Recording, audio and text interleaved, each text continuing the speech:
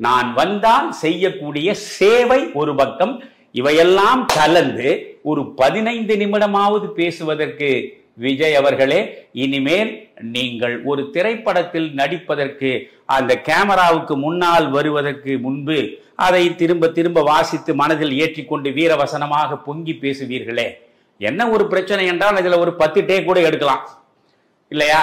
கொஞ்சம் டேக்கை எடுத்து எடுத்து மாத்தலாம். இது ஒரே டேக்ல முடியணும், பரவாயில்லை. நீங்க கொஞ்சம் தப்பா பேசினா கூட அதெல்லாம் மக்கள் கேட்க தயாரா இருக்கான். பிரச்சனையை சொல்கிறாரா, அவ்வளவுதான்.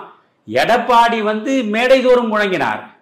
நீங்கள் ஸ்டாலின் அடிக்கடி வெளிநாட்டு பயணம் செல்கிறாரே, வெளிநாட்டு பயணம் சென்று முதலீடுகளை தமிழகத்திற்கு ஈர்ப்பதற்கு செல்கிறாரா அல்லது இவருடைய முதலீட்டை அங்கே சேர்ப்பதற்கு செல்கிறாரா என்று எடப்பாடி எத்தனை முறை கேட்டார்.